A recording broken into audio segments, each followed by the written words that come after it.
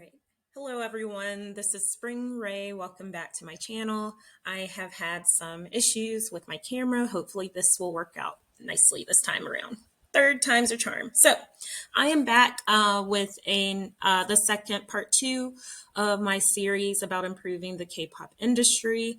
So, I am going to talk about that more in depth.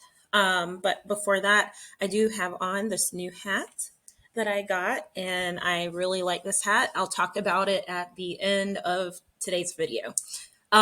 So stay tuned if you want to hear about the hat. But anyway, getting to the topic at hand, I wanted to discuss. I know if you have not seen part one, go watch part one. It is good. I think I bring up good topics, and I talk about improving the K-pop industry. My thoughts on that. I think I was going a little bit too broad with my first point because I said inclusivity. And that's a part that really needs to be improved. However, I think that even in itself, inclusivity has several branches. So in the last video, I talked, I think, a lot more along the lines of race. Today, I'm going to talk about the actual, the beauty, like makeup, beauty, and looks, I guess, also somewhat appearance of K beauty, Korean beauty standards, as well as what was the other thing I was going to touch on? Like size and weight. So I'll start out with just discussing K beauty as far as like facial beauty and features. They have made it so small, so small. Can you even see through there? No, because the standard is so small that nobody, even the K-pop idols that you see on your TV screen or wherever you're watching, iPhone, they don't even fit the standard because a lot of them, unfortunately, I shouldn't say unfortunately, but they've had procedures done. And they want, a lot of times the agencies, they don't want you to know that. They just want you to think that these people were born this way, like Lady Gaga song. I'm here to tell you that I'm pretty sure 90% of K-pop idols have had some type of procedure done, even if it's like something subtle. Like Korea is known for its plastic surgery successes, I guess you could say, and like the industry is booming there. It has become literally the norm to get plastic surgery. Here in the US, I think they've even beat like in the US. The US, of course, a lot of, I would say, more celebrities get plastic surgery. I think it's less people on average get it here because of the expense. It's a lot more expensive here in the US. I've heard in Korea it's a lot cheaper. So that could also add to how many people are actually going in and getting more procedures done. But, I feel like having that one look for everyone to look this one way is very confining, and it eventually will get boring. One of the things that I think diversity in appearance and beauty, what it brings interest, like, and because there's always something different. If you keep something the same all the time, I mean, it'll be interesting for a while, but then, people are going to go find something else. And I think that's where I kind of am at. Not just because, like, yes, it's nice to see some other, skin types or facial features on TV, but also because, I mean, even for myself, I like to change my look up, like, sometimes. I don't like to look the exact same all the time. And that is one thing I've heard, not just with K-pop, but with Korea in general. Like, even like if you look at the makeup that is done, makeup is very like subtle. I don't see as much changes. I see more they have changes with their attire, sometimes changes, but as far as the makeup goes, I would say Korea's has pretty standard makeup. It's light makeup. They're not heavy handed with it. And I don't know, I just noticed it's more lighter shades. Like they might do red, but not a lot of, burgundies, or I don't know. I just don't see a lot. I can't even call it heavy-handed. I don't even know how you would call it, but their makeup just seems very, very subtle, kind of in Korea. In K-pop, K-pop is a little different depending on the vibe they're going for the music video. But as far as like just general Korean beauty, South Korean beauty standards, it's subtle makeup. So um, some of the standards that are followed in the K-pop industry is, of course, having a small face, having the large eyes, a thinner nose, going for more of a European look, and you know, that's pretty much what you see. Um, I would say I see it more with the women than the men. A lot of male K-pop stars, I still feel like they hold more of their like um, ethnicity, like their ethnic features, than I do like a lot of the women. I feel like they get nose stuff done to their noses that's obvious, and of course their eyes. A lot of women get their eyes done in Korea, so they have the, y'all know what it's called, they don't have, they get the monolid eye surgery. um I don't know if anybody knows. I'm curious now what percentage of men get that procedure, because I do feel like it's a lot more women that get it. But I think it's sad that they are getting that procedure, especially for women who do it at an early age, because it's reported that like a lot of teenagers are now getting that. And I don't know. I just feel like once you start, it's kind of like getting tattoos. Well, what people tell me. I don't have tattoos. I'm a piercings girl, but how people tell me about tattoos, it's like once you start you can't stop. I wonder if that's the same way for most people who get plastic surgery, and it's usually you start with like a simple subtle procedure, and then it's just like that was so easy to do that you go back for more. I don't know, somebody's got to let me know. You could kind of say it's for piercings too, but I mean, I haven't gone crazy. Got a couple. Let's see, one, two, three, four, and then the other side, five, six. So not too many. But anyway, so there's the facial features, which I again, oh, and moles. So for example, I'm definitely not the standard beauty standards. I don't fit it at all, because one, I have my Afrocentric features, a flatter nose here, and then I have my, what I love, probably one of my favorite facial features is my freckles and moles. Don't know if more light's going to show, but I love that feature. Don't want to cover them up with makeup. I like them to pop. And I know that's another thing, like when I hear sometimes Korean people in their conversations talking about like they want to get rid of like anything on their face, and I just like, your moles and freckles are not something bad, but it's almost like they're looked at as bad, and they want that to just cover them up. And it's just like if something pokes through, it's like, oh, you have a mole there, oh no, it's the end of the world. And I'm like, that's what makes you look unique, right? So it's just, I feel like it's almost like it's like brainwashing. And I know somebody's made a video about how if you're not careful, K-pop can kind of make you become not self-aware, the opposite of that, insecure. Yes, it can make you insecure about how you look, because you are constantly reminded that this is how this is what's favored, and this is what's not favored. And hearing that over and over again, I'm sure it can get to you. And then also seeing it over and over again, like if you live in South Korea, as a Black woman, I would never want to live there, just because I feel like, I would just be going over there to experience more of being left out. And I don't want that feeling. And I also, just the feeling of being pictured as less than is never good. That's never good for the psyche. So So yeah. So anyway, beauty features a small face is also. I think I already said that. Am I missing some other things?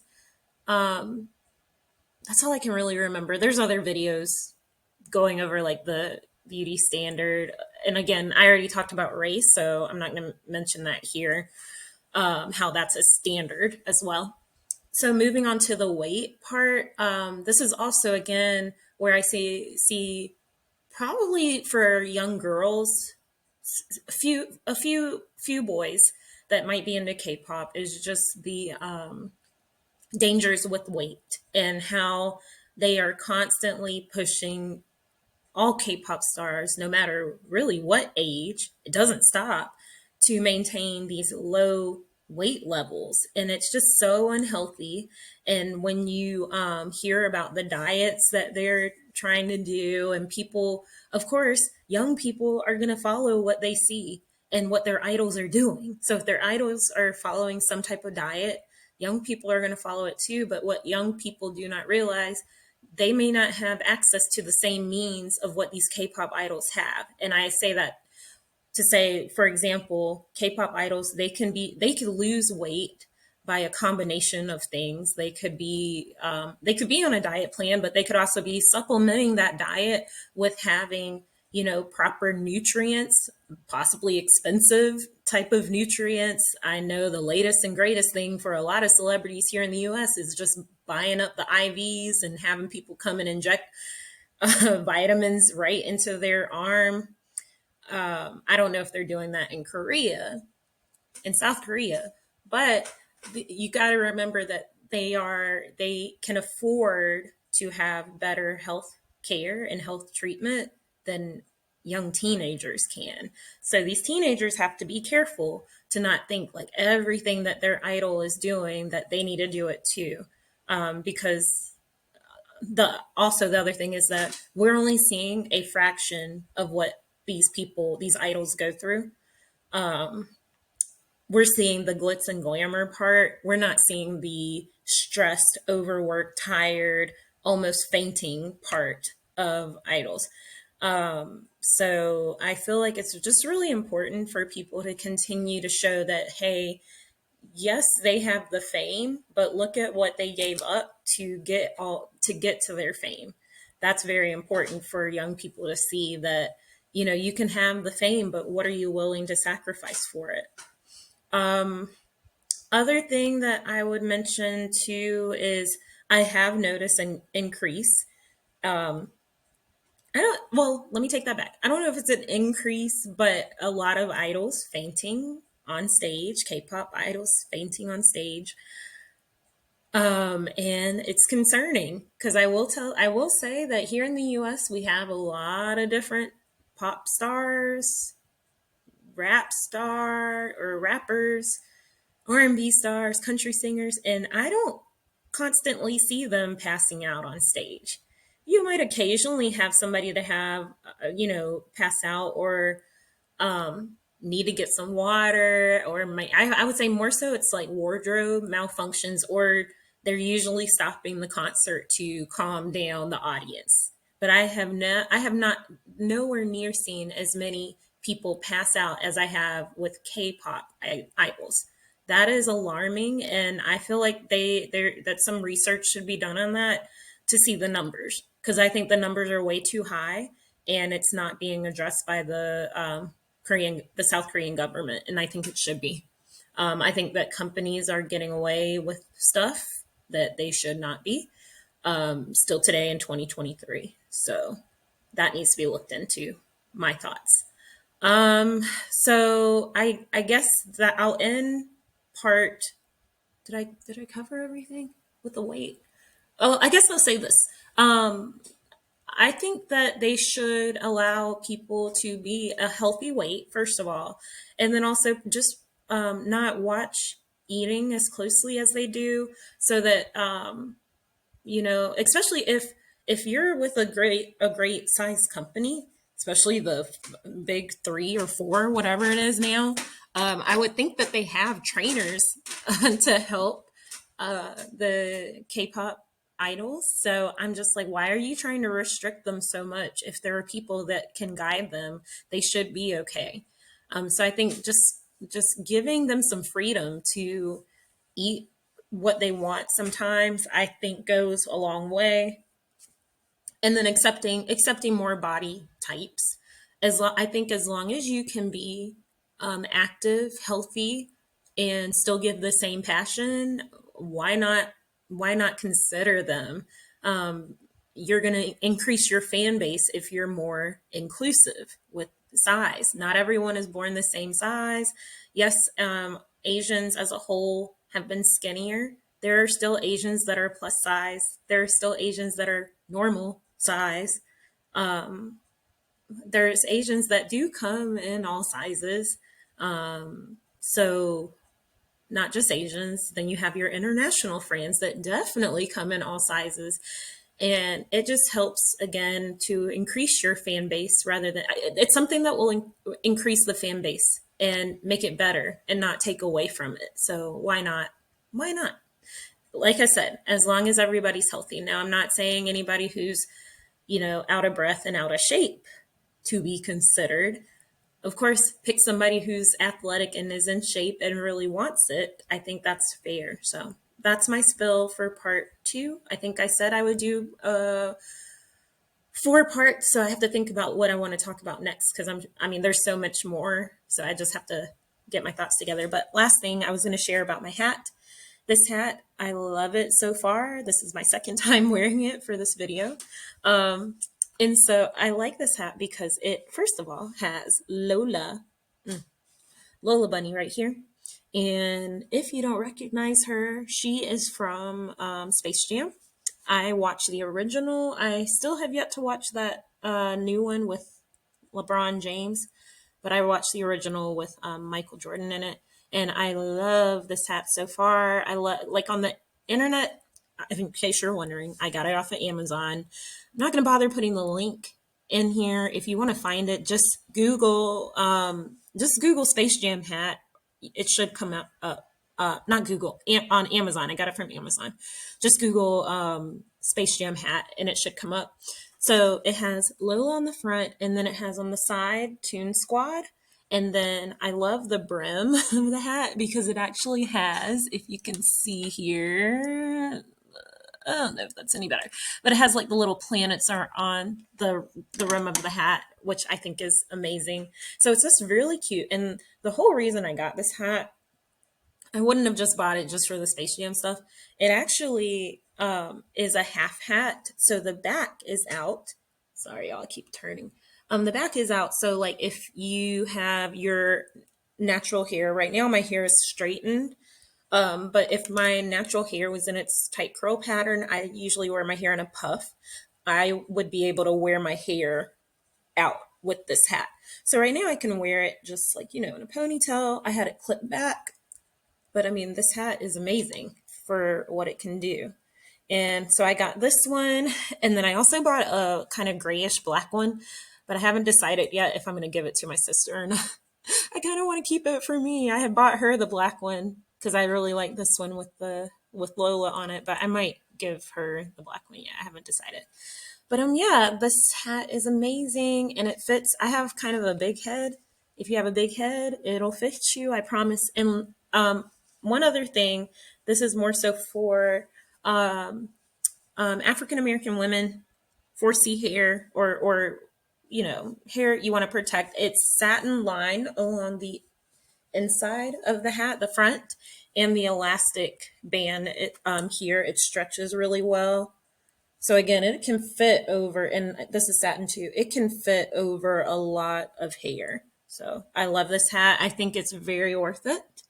And yeah, my hair would usually be smoother under this, guys. I just threw this on like so I could do this video.